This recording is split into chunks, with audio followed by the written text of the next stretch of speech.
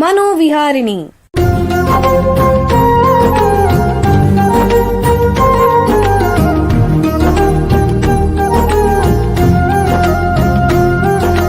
ಬೆಂಗಳೂರಿನ ನಿಮ್ಹಾನ್ಸ್ ವತಿಯಿಂದ ಮಾನಸಿಕ ಆರೋಗ್ಯ ಮತ್ತು ನರವಿಜ್ಞಾನ ಕುರಿತ ಪ್ರಾಯೋಜಿತ ಶಿಕ್ಷಣ ಮಾಲಿಕೆ. ಸಹಯೋಗ ಕರ್ನಾಟಕ ವಿಜ್ಞಾನ ಮತ್ತು ತಂತ್ರಜ್ಞಾನ ಅಕಾಡೆಮಿ, ವಿಜ್ಞಾನ ಮತ್ತು ತಂತ್ರಜ್ಞಾನ ಇಲಾಖೆ, ಕರ್ನಾಟಕ ಸರ್ಕಾರ. ಕೇಳಿ ಮಾನಸಿಕ ಆರೋಗ್ಯ ಮತ್ತು ನರವಿಜ್ಞಾನ ಕುರಿತ ಮಾಲಿಕೆ ಮನೋವಿಹಾರಿಣಿ. ನಮಸ್ಕಾರ ಶ್ರೋತೃಗಳೇ, ನಿಮಗೆಲ್ಲರಿಗೂ ಮನೋವಿಹಾರಿಣಿ ಶಿಕ್ಷಣ ಮಾಲಿಕೆಯ ಈ ಸಂಚಿಕೆಗೆ ಆತ್ಮೀಯ ಸ್ವಾಗತ. ಹಿಂದಿನ 2 ಸಂಚಿಕೆಗಳಿಂದ ಮಿದುಳುಗಾಯದ ಬಗ್ಗೆ ಚರ್ಚೆ ಮಾಡ್ತಾ ಬಂದಿದ್ದೀವಿ. ಅದನ್ನೇ ಮುಂದುವರಿಸ್ತಾ ಮಿದುಳುಗಾಯ ಆಗಿರುವ ರೋಗಿಗಳಲ್ಲಿ ಪುನರ್ವಸತಿಯ ಬಗ್ಗೆ ತಿಳ್ಕೊಳ್ಳೋಣ. ರಾಮಣ್ಣ ನಮ್ಮ ಮನೆ ಹತ್ರ ಇರೋ ಅಂಗಡಿ ಮಾಲೀಕರು. ಅವ್ರಿಗೆ ಸುಮಾರು 50 ವರ್ಷ ವಯಸ್ಸು. ಮನೆ ಮೆಟ್ಲುಗಳಿಂದ ಜಾರು ಬಿದ್ದು ತಲೆಗೆ ಗಂಭೀರವಾಗಿ ಗಾಯವಾಯಿತು. ತಕ್ಷಣವೇ ಆಸ್ಪತ್ರೆ ಕರ್ಕೊಂಡು ಹೋಗಿ ತುರ್ತು ಶಸ್ತ್ರಚಿಕಿತ್ಸೆ ಮಾಡಿದ್ರು. ಶಸ್ತ್ರಚಿಕಿತ್ಸೆ ಏನೋ ಯಶಸ್ವಿ ಆಯಿತು. ಆದರೆ ರಾಮಣ್ಣಂಗೆ ಸ್ಪಷ್ಟವಾಗಿ ಮಾತಾಡಕ್ ಸಾಧ್ಯವಾಗಲಿಲ್ಲ. ನಡೆಯೋದು ಬಹಳ ಕಷ್ಟ ಆಗ್ತಿತ್ತು. ಬಹಳಷ್ಟು ವಿಷಯಗಳನ್ನ ಮರ್ತು ಹೋಗ್ತಾ ಇತ್ತು. ಅವರ ಹೆಂಡತಿ ಮತ್ತು ಮಗನಿಗೆ ತುಂಬಾ ಆತಂಕ ಆಯಿತು. ಅವರು ವೈದ್ಯರ ಹತ್ರ ಹೋಗಿ, ಡಾಕ್ಟ್ರೇ, ಅವರು ಮೊದಲಿನ ಹಾಗೆ ಆಗ್ತಾರೋ ಇಲ್ವೋ ಅಂತ ವಿಚಾರಿಸಿದಾಗ ವೈದ್ಯರು ಶಾಂತವಾಗಿ ಹೇಳಿದರು, ನೋಡಿ, ಶಸ್ತ್ರಚಿಕಿತ್ಸೆಯಿಂದ ಅವರ ಜೀವ ಉಳಿತು, ಆದರೆ ಚೇತರಿಕೆಯ ಪ್ರಯಾಣ ಇನ್ನೂ ಮುಗಿದಿಲ್ಲ. ಅವರಿಗೆ ನರಪುನಶ್ಚೇತನ ಅಥವಾ ಪುನರ್ವಸತಿ ಬೇಕು. ಇದು ಅವರ ಮೈ ಮನಸ್ಸುಗಳಿಗೆ ಹಳೆಯ ಸಾಮರ್ಥ್ಯಗಳನ್ನು ಹಿಂದಿರುಗಿಸಕ್ಕೆ ಸಹಾಯ ಮಾಡುತ್ತೆ.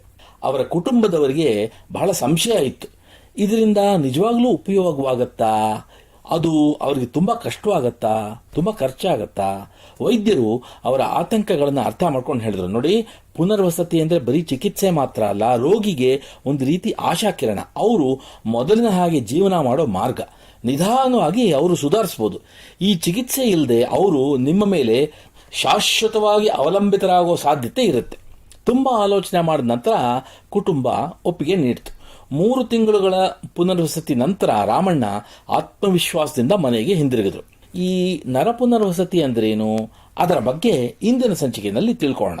ನರಮಂಡಲದ ಅಸ್ವಸ್ಥತೆಗಳಿರುವ ರೋಗಿಗಳಲ್ಲಿ ಪುನರ್ವಸತಿಯ ಬಗ್ಗೆ ಸುಮಾರು 10 ವರ್ಷಗಳಿಂದ ವೈದ್ಯಕೀಯ ಸೇವೆ ಮತ್ತು ಸಂಶೋಧನೆ ಮಾಡ್ತಾ ಇರುವಂತಹ ನಿಮ್ಹಾನ್ಸ್ನ ನ್ಯೂರೋ ರಿಹ್ಯಾಬಿಲಿಟೇಷನ್ ವಿಭಾಗದಲ್ಲಿ ಸಹಾಯಕ ಪ್ರಾಧ್ಯಾಪಕರಾಗಿರುವಂತಹ ಡಾಕ್ಟರ್ BP ನವೀನ್ ಅವರು ನಮ್ಮ ಜೊತೆಗಿದ್ದಾರೆ. ಅವರನ್ನು ಸ್ವಾಗತಿಸೋಣ. ನಮಸ್ಕಾರ ಡಾಕ್ಟರ್ ನವೀನ್ ಅವರೇ. ನಮಸ್ಕಾರ. ನಿಮಗೆ ಈ ಕಾರ್ಯಕ್ರಮಕ್ಕೆ ಸ್ವಾಗತ.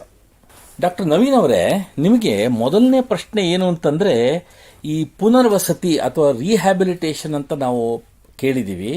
ಅದೇ ತರ ನ್ಯೂರೋ ರಿಹ್ಯಾಬಿಲಿಟೇಷನ್ ಅಂದ್ರೆ ನರ ಪುನರ್ವಸತಿ ಅಂತಂದ್ರೆ ಏನು, ದಯವಿಟ್ಟು ತಿಳಿಸಿ.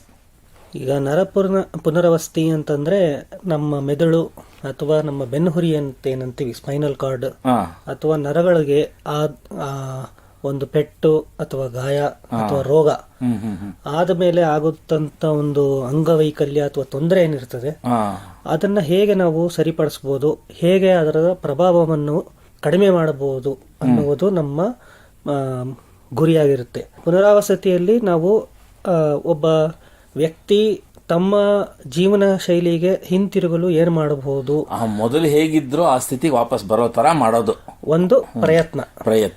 ಹೌದು.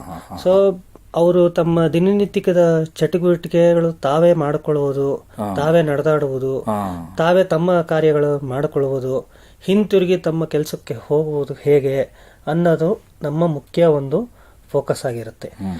ಬರೀ ಆಸ್ಪತ್ರೆ ಅಲ್ಲ, ಸಮಾಜಕ್ಕೆ ಅವರು ಹೋಗಿ ಮತ್ತೆ ಅವರು ನಮ್ಮ ದೇಶಕ್ಕೆ ಹಾಗೂ ಅವರ ಒಂದು ಪರಿವಾರಕ್ಕೆ ಅವರು ಮತ್ತೆ ಸಾರ್ಥಕ ಜೀವನ ನಡೆಸಿದ್ರೆ ಆವಾಗ ನಮ್ಮ ಒಂದು ಪುನರಾವಸತಿಯ ಉದ್ದೇಶವನ್ನು ಪೂರ್ಣ ಆದಾಗೆ.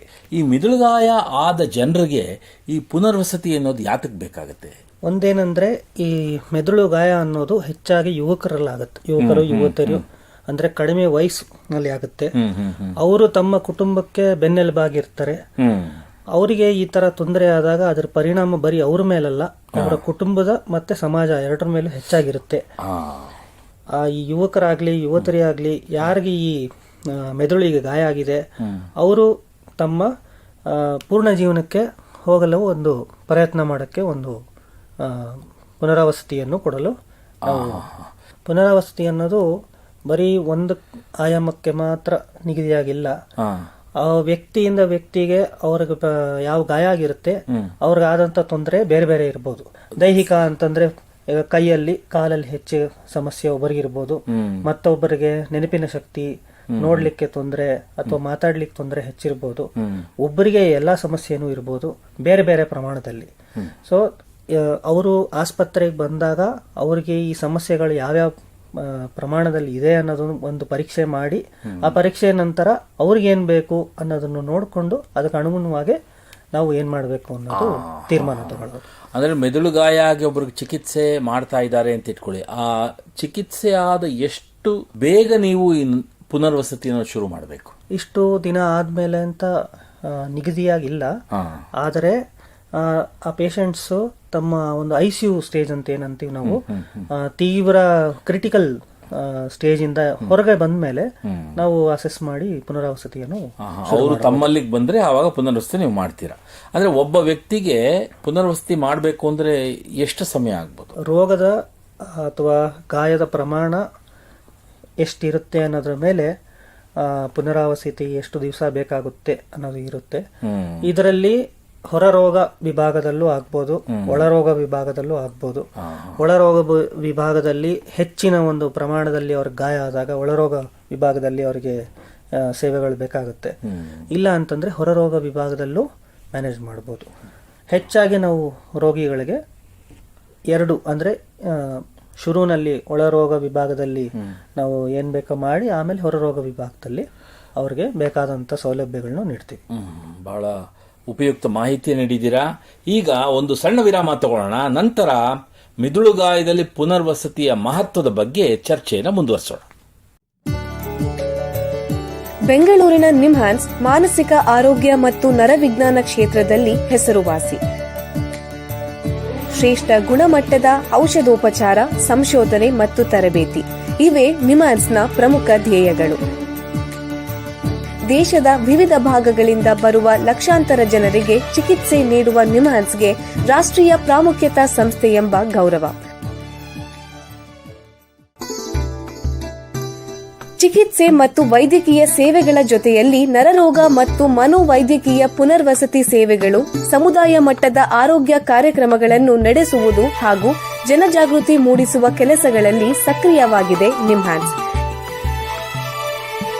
ಈ ನಿಟ್ಟಿನಲ್ಲಿ ಆಕಾಶವಾಣಿಯ ಶ್ರೋತೃಗಳಿಗೆ ನರಮಂಡಲ ಮತ್ತು ಮಾನಸಿಕ ಆರೋಗ್ಯದ ಬಗ್ಗೆ ಉಪಯುಕ್ತ ಮಾಹಿತಿ ನೀಡುವುದೇ ಕರ್ನಾಟಕ ವಿಜ್ಞಾನ ಮತ್ತು ತಂತ್ರಜ್ಞಾನ ಅಕಾಡೆಮಿಯ ಸಹಯೋಗದೊಂದಿಗೆ ಮೂಡಿಬರುತ್ತಿರುವ ಈ ಮನೋವಿಹಾರಿಣಿ ಶಿಕ್ಷಣ ಮಾಲಿಕೆಯ ಮೂಲ ಉದ್ದೇಶ. ವಿರಾಮದ ನಂತರ ಮನೋವಿಹಾರಣಿಯ ಈ ಸಂಚಿಕೆಗೆ ನಿಮಗೆಲ್ಲರಿಗೂ ಮತ್ತೊಮ್ಮೆ ಸ್ವಾಗತ. ವಿರಾಮಕ್ಕೆ ಮುಂಚೆ ಮಿದುಳುಗಾಯದ ರೋಗಿಗಳಲ್ಲಿ ಪುನರ್ವಸತಿಯ ಬಗ್ಗೆ ನಿಮ್ಹಾನ್ಸ್ನ ತಜ್ಞರಾದ ಡಾಕ್ಟರ್ ನವೀನ್ ಅವರ ಹತ್ರ ಮಾತಾಡ್ತಾ ಇದ್ವಿ. ಈಗ ಈ ಚರ್ಚೆನ ಮುಂದುವರಿಸೋಣ. ಡಾಕ್ಟ್ರೇ, ಈ ನ್ಯೂರೋ ರಿಹ್ಯಾಬಿಲಿಟೇಷನ್ ಅಥವಾ ನರ ಪುನರ್ವಸತಿನಲ್ಲಿ ಯಾವ್ಯಾವ ರೀತಿ ತಜ್ಞರು ಪಾಲ್ಗೊಳ್ತಾರೆ ದಯವಿಟ್ಟು ತಿಳಿಸಿ.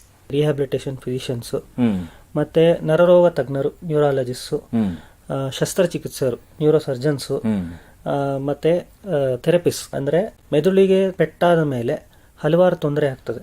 ನಾ ಮುಂಚೆ ಹೇಳಿದಾಗೆ ಕಾಲಲ್ಲಿ ತೊಂದರೆ ಇರ್ಬೋದು, ನಡಿಯಕ್ಕೆ ತೊಂದರೆ ಇರ್ಬೋದು, ತಮ್ಮ ದಿನನಿತ್ಯದ ಚಟುವಟಿಕೆ ಮಾಡ್ಕೊಳ್ಳಿಕ್ಕೆ ತೊಂದರೆ ಇರ್ಬೋದು. ಅವಾಗ ಆಕ್ಯುಪೇಷನಲ್ ಥೆರಪಿ, ಫಿಸಿಯೋಥೆರಪಿ ಬೇಕಾಗುತ್ತೆ.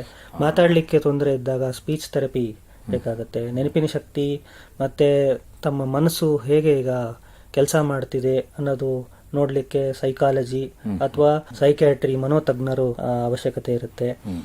ಮತ್ತೆ ಅವರ ಕುಟುಂಬದವ್ರಿಗೆ ಸಪೋರ್ಟ್ ಮಾಡಕ್ಕೆ ಸೋಷಿಯಲ್ ವರ್ಕರ್ಸ್, ಮತ್ತೆ ನರ್ಸಿಂಗ್ ರೋಲ್ ತುಂಬಾ ಮುಖ್ಯ. ಎಲ್ಲರೂ ಒಂದು ಕಂಟ್ರಿಬ್ಯೂಷನ್ ಇರುತ್ತೆ. ಆ ನಿಮ್ಮ ವಿಭಾಗಕ್ಕೆ ಬಂದಾಗಿಂದ ಅವರು ಪುನರ್ವಸತಿ ಮುಗಿಸ್ಕೊಂಡು ಸುಧಾರಿಸಿಕೊಂಡು ಹೋಗೋವರೆಗೂ ಯಾವ ಯಾವ ಹಂತಗಳು ಇರುತ್ತೆ ದಯವಿಟ್ಟು ತಿಳಿಸಿ. ಮೆದುಳಿಗೆ ಗಾಯ ಆದ ಮೇಲೆ ಪ್ರಜ್ಞೆಯಲ್ಲಿ ಸ್ವಲ್ಪ ಸಮಸ್ಯೆ ಇರಬಹುದು. ಅದಕ್ಕೆ ಬೇಕಾದಂಥ ಒಂದು ಔಷಧಿ ಇರ್ಬೋದು, ಅದಕ್ಕೆ ಬೇಕಾದಂಥ ಥೆರಪಿ ಇರ್ಬೋದು, ಅದನ್ನು ಶುರು ಮಾಡ್ತೀವಿ. ಮತ್ತು ಅವರಲ್ಲಿ ನೆನಪಿನ ಶಕ್ತಿಗೆ ತೊಂದರೆ ಇರ್ಬೋದು. ಕೈ ಕಾಲಿನ ಸ್ನಾಯುಗಳೇನಿದೆ ಹೆಚ್ಚಾಗಿ ಟೈಟ್ ಆಗೋ ಸಾಧ್ಯತೆ ಇರುತ್ತೆ. ಅದಕ್ಕೆ ನಾವು ಬೇಕಾದಂಥ ಒಂದು ಮಾತ್ರೆಗಳನ್ನ ಕೊಡ್ತೀವಿ. ಅವಶ್ಯಕತೆ ಇದ್ದರೆ ಅದಕ್ಕೆ ಇಂಜೆಕ್ಷನ್ಸ್ ನೀಡ್ತೀವಿ ಆ ಟೈಟ್ನೆಸ್ನ ಕಡಿಮೆ ಮಾಡಲಿಕ್ಕೆ. ಇದೆಲ್ಲ ಇರೋವಾಗ ಏನಾಗುತ್ತೆ ಅಂದರೆ ಅವರಿಗೆ ಕೆಲವು ಸರಿ ಸ್ನಾಯುಗಳಲ್ಲಿ ಬಲ ಇದ್ದರೂ ತಮ್ಮ ಕೆಲಸ ತಾವೇ ಮಾಡ್ಲಿಕ್ಕೆ ಆಗಲ್ಲ.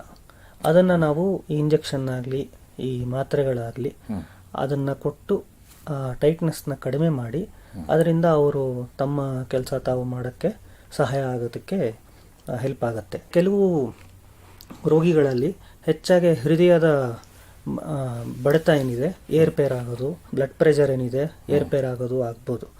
ಅದಕ್ಕೆ ಬೇಕಾದಂಥ ಚಿಕಿತ್ಸೆ, ಅದಕ್ಕೆ ಬೇಕಾದಂಥ ಮಾನಿಟರಿಂಗ್ ನಮ್ಮ ನರತಜ್ಞರ ಜೊತೆಗೆ ನಾವು ಚರ್ಚೆ ಮಾಡಿ ಅದನ್ನೂ ಮಾಡ್ತೀವಿ. ಕೆಲವು ರೋಗಿಗಳಲ್ಲಿ ಮಾತ್ರ ಅವರಿಗೆ ಮೂತ್ರ ಹೋಗಲಿಕ್ಕೆ ಪಾಸ್ ಮಾಡಲಿಕ್ಕೂ ತೊಂದರೆ ಇರ್ಬೋದು. ಅದಕ್ಕೆ ಬೇಕಾದಂಥ ಪರೀಕ್ಷೆಗಳೇನಿದೆ ಅಥವಾ ಔಷಧಿ ಏನಿದೆ ಪರೀಕ್ಷೆಗಳಾದ ನಂತರ ಅದನ್ನು ಕೊಟ್ಟು ಈ ಸಮಸ್ಯೆಗೆ ಏನು ಮಾಡ್ಬೋದು ಅಂತ ನೋಡ್ತೀವಿ. ಇದಲ್ದಿರ ಅವರಿಗೆ ಕೈಗೆ ಕಾಲಿಗೆಲ್ಲ ಸ್ಪ್ಲಿಂಟ್ಸ್ ಅಂತ ಹೇಳ್ತೀವಿ, ಅಂದರೆ ಸಪೋರ್ಟ್ಸ್ ಬೇಕಾಗುತ್ತೆ. ಅವರು ನಿಂತ್ಕೊಳ್ಳಲಿಕ್ಕೆ, ನಡಿಲಿಕ್ಕೆ ಮತ್ತು ಅವ್ರ ಕೆಲಸ ಅವರೇ ಮಾಡೋದಕ್ಕೆ ಅನುಕೂಲ ಆಗೋದಕ್ಕೆ ಸಪೋರ್ಟ್ಸ್ ಬೇಕಾಗುತ್ತೆ. ಅದನ್ನು ನಮ್ಮಲ್ಲೇ ತಯಾರಿಸ್ತೀವಿ. ಅವರ ಸೈಜ್ ಅನುಗುಣವಾಗಿ ಕಸ್ಟಮ್ ಫಿಟ್ಟನ್ನು ತಯಾರಿ ಮಾಡಿ ಅದನ್ನು ಕೊಡ್ತೀವಿ. ಗಾಯದ ಪ್ರಮಾಣದ ಮೇಲೆ ಅವ್ರಿಗೆ ಥೆರಪಿ ಅನ್ನೋದು ಎಷ್ಟು ಬೇಕಾಗುತ್ತೆ ಅಥವಾ ಎಲ್ಲೆಲ್ಲಿ ಥೆರಪಿ ಬೇಕಾಗುತ್ತೆ ಅನ್ನೋದು ಸ್ವಲ್ಪ ವ್ಯತ್ಯಾಸ ಇರುತ್ತೆ. ಹೆಚ್ಚಾಗಿ ಪೇಷಂಟ್ಸ್ಗೆ ಮಾತಾಡಲಿಕ್ಕೆ ತೊಂದರೆ, ನೆನಪಿನ ತೊಂದರೆ, ನಡೀಲಿಕ್ಕೆ ತೊಂದರೆ ಎಲ್ಲ ಇರುವಾಗ ಅವರು physiotherapy, occupational therapy, speech therapy, psychology sessions, ಹಾಗೇನೆ ಈ ಪೆಟ್ಟಿನಿಂದ ಅವರ ಕುಟುಂಬದವ್ರಿಗೆ ಹೆಚ್ಚಾಗಿ ಪ್ರಭಾವ ಆಗುತ್ತೆ. ನಮ್ಮ ಸೋಷಲ್ ವರ್ಕರ್ಸ್ ಅದನ್ನು ಮಾತಾಡಿ ಅವರು ಹೇಗೆ ಇದರಿಂದ ಹೊರಗಡೆ ಬರ್ಬೋದು, ನಮ್ಮ ರೋಗಿಗಳಿಗೆ ಹೇಗೆ ಸಹಾಯ ಮಾಡ್ಬೋದು ಅನ್ನೋದನ್ನು ನೋಡ್ತಾರೆ. ಕುಟುಂಬ ಸದಸ್ಯರ ಜೊತೆಗೆ ಸಮಾಲೋಚನೆ ತುಂಬಾ ಮುಖ್ಯ. ಅವ್ರ ಜೊತೆಗೆ ಸಮಾಲೋಚನೆ, ನಮ್ಮ ಸೈಕಾಲಜಿಸ್ಟ್, ನಮ್ಮ ಸೋಷಿಯಲ್ ವರ್ಕರ್ಸ್ ಕೂಡ ಸಮಾಲೋಚನೆ ಮಾಡಿ ಪುನರಾವಸತಿಯ ಒಂದು ಕೊನೆ ಹಂತಕ್ಕೆ ನಾವು ಬಂದಾಗ ಮುಂದೇನು ಅನ್ನೋದು ತೀರ್ಮಾನಿಸೋದು ಮುಖ್ಯ. ರಿಹ್ಯಾಬಿಲಿಟೇಷನ್ ಅಲ್ಲಿ ನರ್ಸಿಂಗ್ ರೋಲ್ ತುಂಬಾ ಮುಖ್ಯ.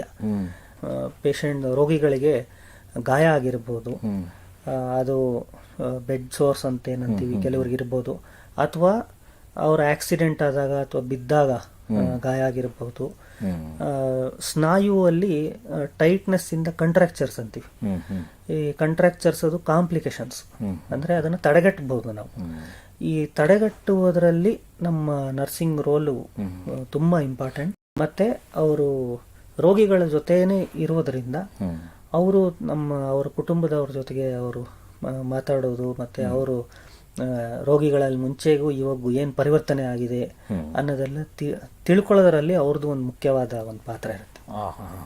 ಪುನರ್ವಸತಿಗೆ ಬಂದ ಮೇಲೆ ವಾಪಸ್ಸು ನಿಮ್ಮ ವಿಭಾಗದಿಂದ ಮನೆಗೆ ಹೋಗಬೇಕಾದ್ರೆ ಅವರು ಚೇತರಿಕೆ ಎಷ್ಟು ಮಟ್ಟದ್ದಾಗಿರಬಹುದು ಸಾಧಾರಣವಾಗಿ? ಸಿವಿಯರ್ ಇಂಜುರೀಸ್ ಅಲ್ಲಿ ರಿಕವರಿ ಅನ್ನೋದು ಕಡಿಮೆ ಇರುತ್ತೆ.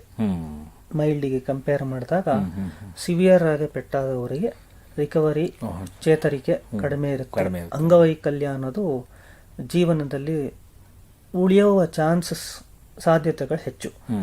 ಹಾಗೇನೆ ಮೈಲ್ಡ್ ಇಂಜುರೀಸ್ ಯಾರಿಗಾಗಿರುತ್ತೆ ಅವರಲ್ಲಿ ಚೇತರಿಕೆ ಆಗುವ ಸಾಧ್ಯತೆಗಳು ಹೆಚ್ಚು.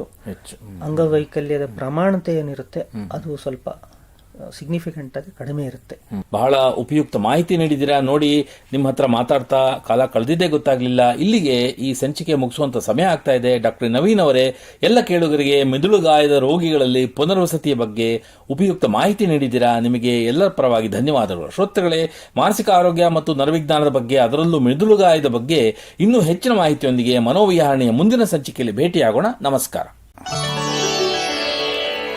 ಇಲ್ಲಿಯವರೆಗೆ ಬೆಂಗಳೂರಿನ ನಿಮ್ಹಾನ್ಸ್ ವತಿಯಿಂದ ಮಾನಸಿಕ ಆರೋಗ್ಯ ಮತ್ತು ನರವಿಜ್ಞಾನ ಕುರಿತ ಪ್ರಾಯೋಜಿತ ಶಿಕ್ಷಣ ಮಾಲಿಕೆ ಮನೋವಿಹಾರಿಣಿ ಕೇಳಿದಿರಿ. ಸಹಯೋಗ ಕರ್ನಾಟಕ ವಿಜ್ಞಾನ ಮತ್ತು ತಂತ್ರಜ್ಞಾನ ಅಕಾಡೆಮಿ, ವಿಜ್ಞಾನ ಮತ್ತು ತಂತ್ರಜ್ಞಾನ ಇಲಾಖೆ, ಕರ್ನಾಟಕ ಸರ್ಕಾರ.